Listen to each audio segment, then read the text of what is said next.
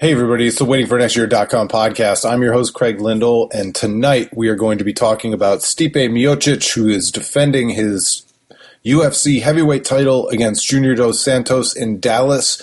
We'll be talking to somebody who's actually traveling with him, somebody you've heard on this podcast a number of times, Jamie Meklemburg.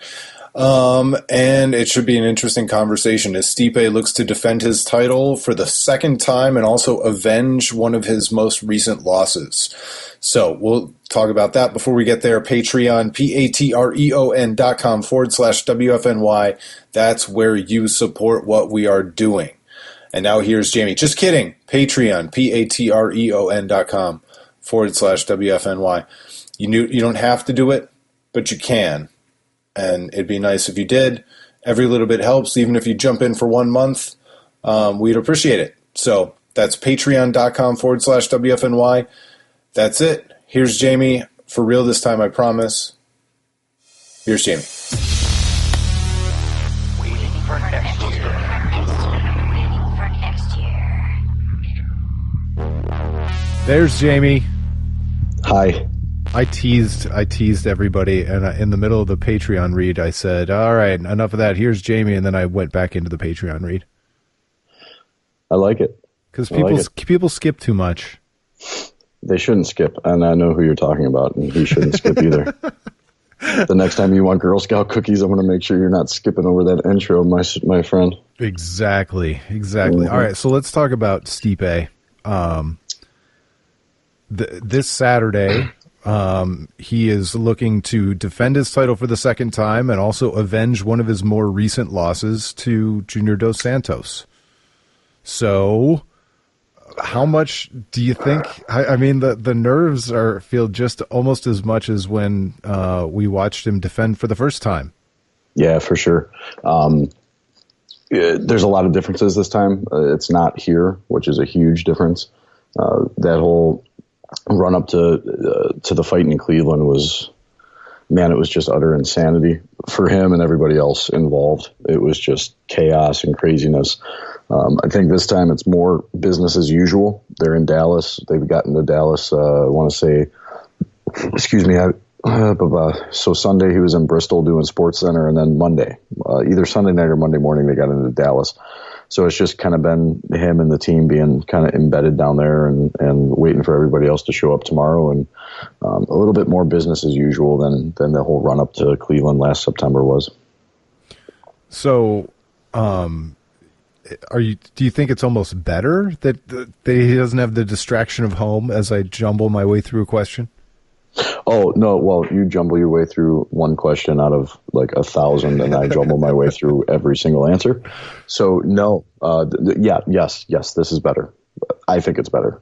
I think he would agree with me that as cool as Cleveland was, and I think it'll probably happen again, and maybe it won't, I don't know. But as cool as Cleveland was, and it was one of the most amazing sporting experiences of my life, and yours, I believe, as well, I think for him it was just too much. It was just too much. There was too many things, too many distractions, too much put on his plate for that entire run up to that fight. So having this one in Dallas, it's not too far away. It's only a couple hour flight. It's not like he's flying to Brazil or Australia or Winnipeg or one of these other places that he's fought. So I think this is perfect.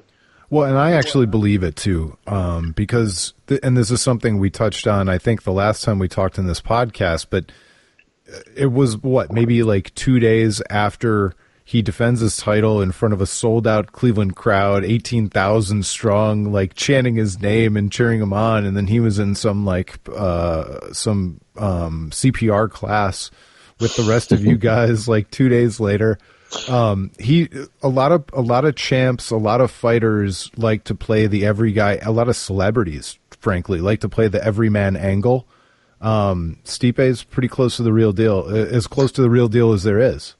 Yeah, it's as close as you're going to get. He was 2 days after he defended his title. He was sitting in advanced cardiac life support class with the rest of us schlubs, and it was kind of funny. I kind of took the picture and posted it, and the doctors were there putting us through it. The nurses were there putting us through it. Some other medics, EMS coordinators, all these people are there putting us through it. And it's a serious class, man. You can imagine advanced cardiac life support for a paramedic it's pretty important. You resubmit every 2 years, and he was pretty much told right off the bat, like, we understand what just happened and what you just did, and it's awesome, and we had a lot of fun, but okay, time to get serious now, and let's get through this class over the next 8 hours. So he's as real as it comes, man. I've said it all along. Saturday night was our Chiefs retirement party, and he had been the thought was that they were going to take off on Saturday, go to Sports Center and all that stuff, to go to Bristol, go to Dallas, all that stuff. And I had talked to him and said that, I think it would be in your best interest, just as a fireman, as part of our family where we're at, to be at this retirement party. And sure enough, him and Ryan definitely made it, and they brought the cameras from embedded with them, and luckily that none of that made it on embedded, but he's as real as it's going to get, for sure. So you're obviously biased, and we love you for it. Yes, sir. And we here are biased as well. But is there anything that you can say in terms of breaking the fight down that isn't just like, I hope Stipe knocks his face off? Well, I hope Stipe knocks his face off. So I've seen him work out recently and train. I say work out, but I've seen him train recently over the course of the last several years. And I said this in Brazil when we got there, and he was hitting mitts with his boxing coach, and it was. I think you and I had talked about this, but it was a sound that it's like hearing a home run hitter in Major League Baseball hit a home run. It just sounds different. Hearing the heavyweight champion of the world hit mitts sounds completely different from every single person in the world hitting mitts. And it even sounds different now than it did last May. It sounds crisper. It sounds faster. It sounds harder. He's still getting better. It's crazy. Like it's honestly crazy. He is still getting better. He still has a lot to learn, and he still has room to grow. And that's what he's been doing. So yeah, it's a redemption fight, and that's probably a question you wanted to ask, but, or you might have asked here a second ago, but, I think over the course of the last 3 years, the two careers that have kind of gone in opposite directions, and JDS is still amazing. JDS, the guy's incredible, and he's definitely no slouch. But Stipe has learned and gotten so much better since they fought 3 years ago. So I want him to go in there and knock his face off. Mostly though, and I kind of said this at our retirement party that we were at this weekend. Instead of wishing him good luck, we wish him good health. He doesn't need good luck from us. He's prepared. He's been working. It's been 8 to 12 weeks of busting his ass 2 or 3 times a day. So he's ready to go.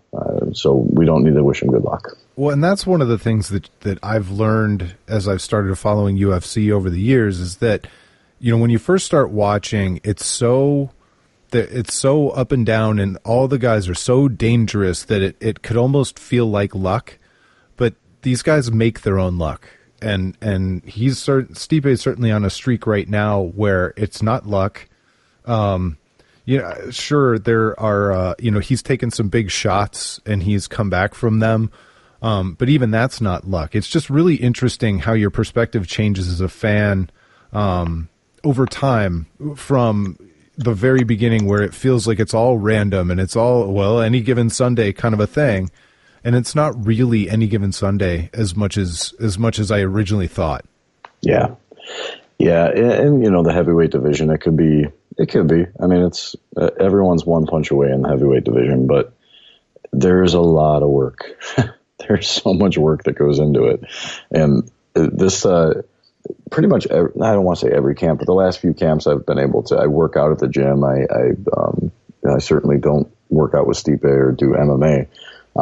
But I'm down there a lot when he's working out, and they bring these fighters in from other areas, and kind of, one of his strength and conditioning coach, one of his favorite things to have somebody do when they're going through some workouts, especially first workouts of the day, is to have somebody like me or somebody else that knows Stipe come over and just start bullshitting, like just start talking to him in the middle of all these workouts that he's trying to do and all this hand coordination, all this other stuff that they're trying to do.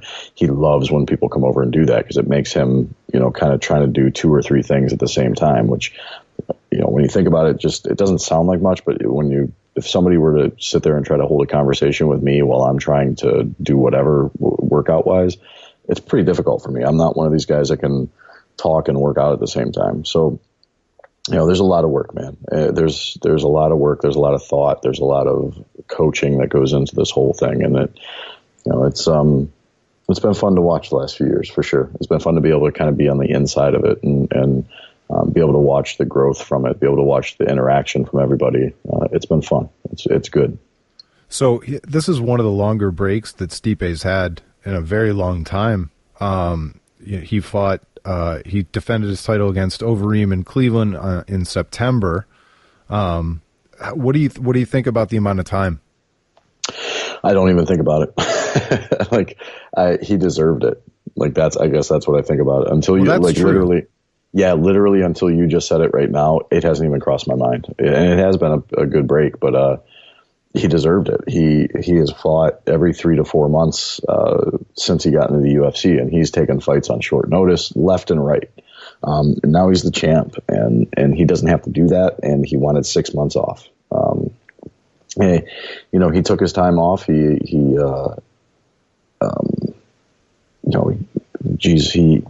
enjoyed some time with his wife. He bought a house.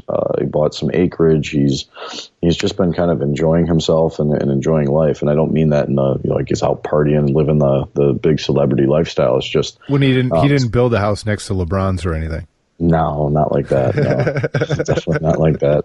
But he went from a Parma bungalow to something a little nicer, a little bigger, something that he's worked his ass off for. So, something that gives them some room for the dogs and for the family and everything else. So, it's like I said, I hadn't even thought about his time off until you just said it, and it doesn't worry me in the slightest. He's surrounded by people that aren't going to let him. I don't know. He's not going to get ring rust, man. Even in that time off, he's been showing up and sparring and getting other fighters in the gym ready for their fights. And, it's not like it's been this much time off and away from the gym and not working out and not training. As much as I like to make fun of him when he's not in camp and how fat he is, and he's not fat at all, but I still like to call him fat because it really bothers the hell out of him. But he's always working, so it's literally not a concern at all. Well, that's fun. And you're going to enjoy going to Dallas a lot more than going to Brazil. Yeah. I leave tomorrow at 11, and I will be in the city where the fight is happening by 1:30. Where Brazil, it was a 24-hour endeavor, 21 hours, something like that. But part of it, it was cool. The trip to Brazil was, I don't know, that's something I had never done. I had never traveled like that before, so it was pretty neat. But yeah, this is much better. Just flying a couple of hours and getting there and being able to see the big guy and the team, and I'm super excited, man. I'm super excited. Do you think, because Junior Dos Santos is still a very popular fighter, what do you think the crowd's going to be like, or have you not thought about that either? No, I have. That one I have thought about, because if you remember correctly, in Cleveland, Ohio, you and I wound up with the probably only seats in the arena sitting in front of 2 huge Overeem fans. And he's going to have some fans there. There's no doubt about it, man. There's no question that he'll have some fans there.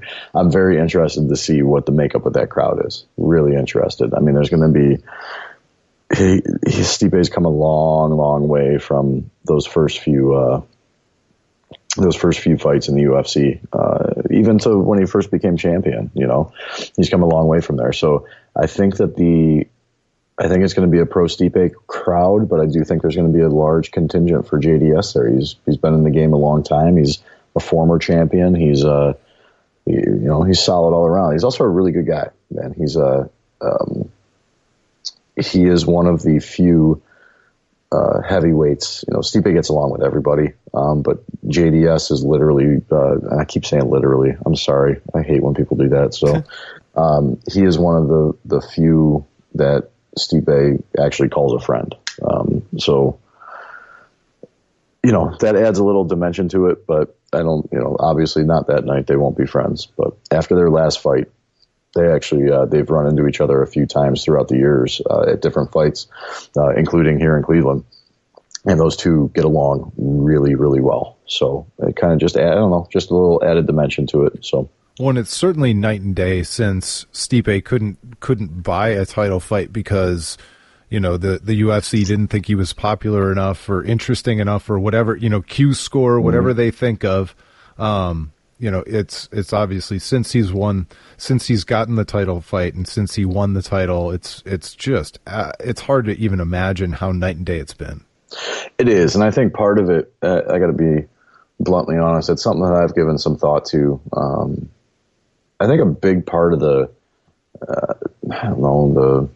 misconception of who Stipe is, like, he is who he is. He's not going to play a character. And as much as, I love Conor McGregor as much as everybody else. I really do. You either love him or you hate him, right? That's Conor McGregor. I love him, but that's a bit. Yeah. So exactly. So the problem for Stipe is that Stipe became the champion. Stipe started his rise as Conor McGregor started his. And it's, how do you compare to that? And who is the UFC going to favor in terms of who are they going to promote? Who are they going to push? It's not going to be Stipe, and for me, I wish it was, because I'm that guy. I'm Stipe. I'm a fireman. I'm a everyday guy, man. I like to go to the sporting goods store and blow money on bullshit like he did in the last Embedded. But, I'm not Conor McGregor. As much as I like to watch Conor McGregor, I don't know. It's something that I've been thinking about lately that, I don't know, it kind of seems, it's not that it's unfair, it's just bad timing, bad timing for Stipe to get his rise when Conor McGregor got his, because no matter what he does, he's going to be compared to Conor. Well, you don't do what Conor does, and Conor does this, and you don't do that. Like, it's just not who Stipe is, and he's never tried to be that person. So, well, and in the history, and this isn't to knock Stipe, but in the history of the UFC, most champions are little plinky puddles compared to the tidal wave that is Conor McGregor. I mean, his personality is just that big. Yeah, he might have blown past somebody like Chuck Liddell if they'd both been in their prime at the same time. Yes, yeah, even Chuck Liddell, and Chuck Liddell played the bit slightly compared to Conor McGregor, and he was on Entourage and some like TV shows and stuff. Right. The one that sticks out in my head that played that bit to a point is Chael Sonnen. Chael Sonnen played that bit. Or at least he attempted to. Without being able to back it up completely. He didn't play it, exactly. He didn't play it anywhere near as well as Conor McGregor, and he did not back it up the way Conor did. So I just don't know. It is night and day from the first time Stipe fought JDS. That first fight with JDS cemented who Stipe Miocic is. It cemented him as a contender. It cemented him as a real fighter, because up until then people were like, he's kind of a gatekeeper. I don't think he'll ever kind of make that last vault up to the top of the division.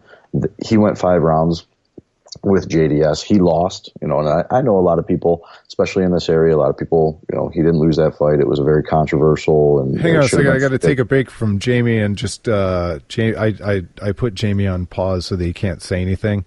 But yeah, if they redid that fight today, Stipe wins it hands down, because he's not the underdog. They gave that fight to JDS because Stipe was the underdog.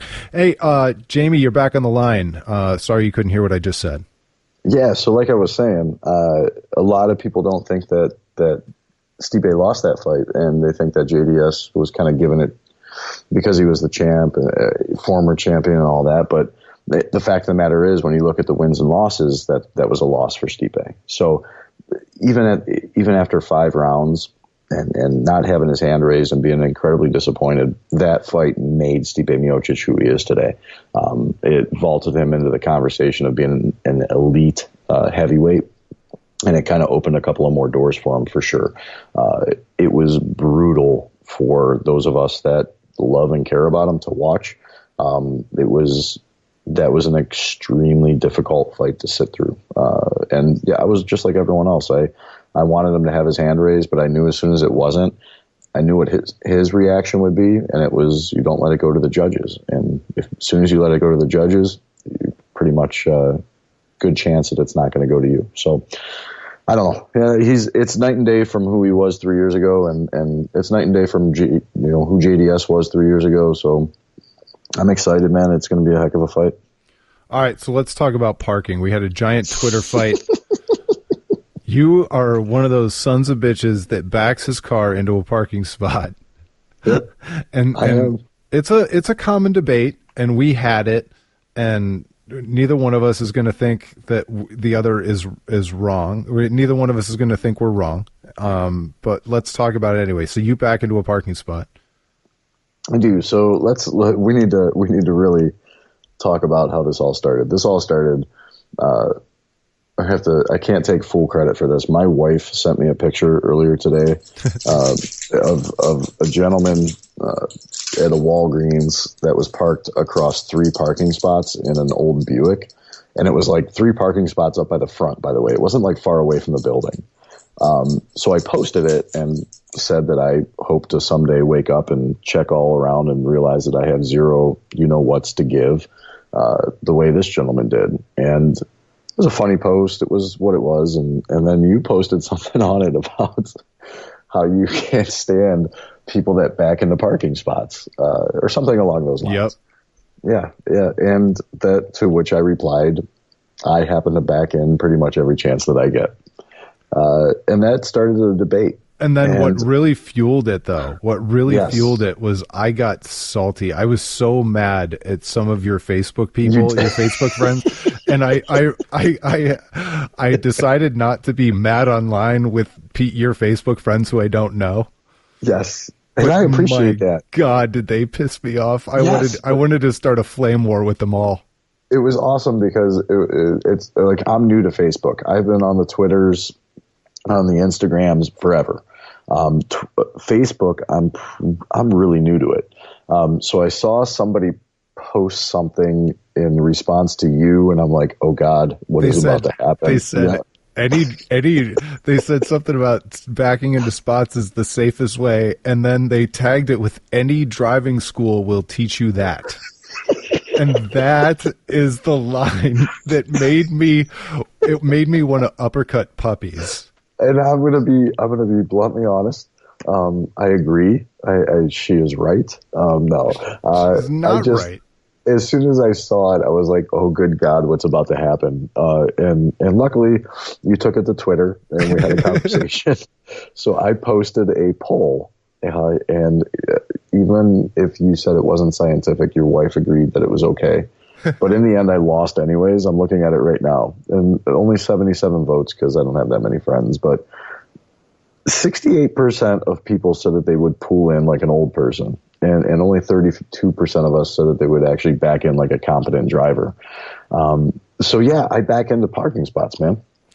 I don't see what the problem is. So let's talk about the arguments, though. So the number one argument is that it's safer to back into a spot because backing into moving traffic later is less safe. A solid argument. Good argument. It's not a good argument because the people who back into spots do not care about safety. They don't care about safety, and they're overstating the amount of danger that there is in a parking lot. The only danger there is in a parking lot is people wasting your time by getting in the way and backing into parking spots rather than just pulling in like they can. Well, I mean, that's one way of looking at it. It takes longer to back into a parking spot than it ever would to back out of it later, always. Oh, you haven't seen me back into something, then. You haven't seen me back into. So I'm gonna take this a little further. My daughter had a makeup soccer game tonight, and as we pulled into the parking lot, I actually pulled the phone out, got Instagram open, and started filming myself backing into my spot, and I was gonna tag you in it and send it to you. Unfortunately, the kids started talking, and it just kind of ruined the video a little bit, so I wasn't able to do it. But so I back into as many parking spots as possible. What do you do if somebody's behind you? I don't do it. I pull around. Right, because it's inconvenient for everybody. Yeah. Congratulations. It's not for everybody. Not for everybody. Listen, here's the thing. My goal, my hope at this point now, you and I have known each other for a number of years. We have hung out. Our families have hung out. Our children hang out, birthday parties, all that stuff. So now my goal is to have you follow me somewhere. I don't care where. And I'm going to make you sit there while I back into a vertical spot, you asshole. I know you're going to, too. Just because you started this whole, just because you got mad at some girl I don't even really know that commented on your comment on my Facebook post. Dude, I've had a couple of weeks where I've been like surly, salty, and angry about like almost everything. Yes. And it's the smallest things that are setting me off, like conversations about backing into parking spots. But well, I'll tell you what. Instead of forcing you to follow me somewhere, and instead of making you sit there and wait while I back into a parking spot, I'm going to force you to follow me somewhere. I'm going to stop, like I'm going to back into a parking spot. I'm going to get out, and I'm going to give you a hug. It sounds like you need a hug. I probably just need a hug. But I like how Dave Sterling said that backing in is hillbilly logic. Dude, so I got a look at his responses. That was amazing, and I laughed hysterically that he said that, especially because like a month ago he contacted me and I don't want to say panic, but his wife, who is pregnant, was jonesing for some Girl Scout cookies, which he had not purchased.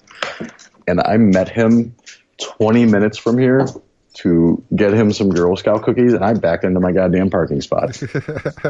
And he still called it hillbilly logic. There was one other one. Oh, yeah. There was one that said backing in is for mouth breathers. That was the best man at my wedding.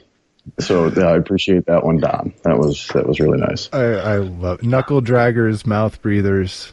Yeah. Yeah, you definitely you won the Twitter battle. There's no question about it. You won the Twitter battle. Yeah. I'm still right in my logic of I back into my parking spots. But this is the thing, man. Like I'm not going to inconvenience anybody. I'm not going to, if somebody's behind me, I'm going to pull around, find a spot. And the other thing is, I really like my truck. Like, I really like my truck, man. Like, it's like my children, my wife, and my truck. And sometimes those change a little bit. Sometimes my truck jumps ahead of one or two of those. I will park far away from other people. I'm not going to take up 3 spots right next to the door at Walgreens. All right. I'm going to be pretty far away from other people. So I'm not out there trying to inconvenience anybody.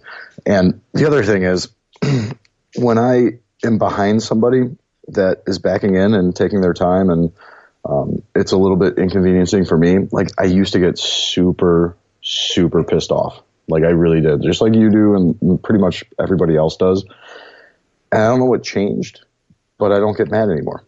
And I'm not trying to like sound better than anybody. I just don't. Like I usually assume it's just somebody super old that has no idea what the hell they're doing. And I just sit there and pray that they don't run into other cars. That's it. Like I've gone zen with so many things. Yes. It's just like, but I can't do it with this. No. I can even do it with this, but seasonally or like occasionally, I just get surly about everything. I got surly about, over the weekend, I went on a tirade, like a 4 or 5 minute tirade about why the Kentucky Derby sucks. Horse racing. Nobody actually cares about horse racing. They all think that they love it because of hats and shitty drinks that nobody actually likes. Mint juleps are fucking trash. They're awful. It's they awful. Really are. So unless you're like from Kentucky or somewhere nearby and you actually have a relationship to it, stop. Right. And stop trying to make me think that I have to care. Like I get this with golf guys too. Like I'll watch the Masters, but calm down. Just calm down with the majesty. Okay. See, I can agree with all this. I've been on an edge, man. I've been so mad. Mad. I could, and I hope you get your hug. But I agree with all of everything you just said. I just happen to back into parking spots. And part of it is because my truck's so big that even when I pull in forward, I still have to straighten out and back out and get straight. So I'm basically taking the same amount of time either way. Well, there's hope for you. You don't care about the Kentucky Derby. No, the Kentucky Derby is it's so stupid. Like I have no time. And I said something behind the scenes at Waiting for Next Year, and Scott was like, "Hey, I have no problem with events that people enjoy, but whatever, Craig." And he's right. And he's right. He's right. But yeah, he is. It's like people who actually MMA is a very good example. A lot of people don't like MMA, right? Yeah, but I'm not out here telling anybody they have to care. No, and you're also not, it's not 6 hours on a Saturday on NBC before they run a 2-minute race. No, but it's a good example because you and I didn't try and convince anybody that the drought was over because Stipe won. We just enjoyed it. Exactly. Yeah, exactly. Yeah, but either way, I just keep coming back to if you back your car into the spot, you're doing it right, and you're a good driver, and any driving. All right, well, that's all the time we have here on this episode of the WaitingForNextYear.com podcast. I want to thank everybody for listening. Back into your parking spots. All right. Thanks for listening, everybody. Talk to you next time. It's the WaitingForNextYear.com podcast.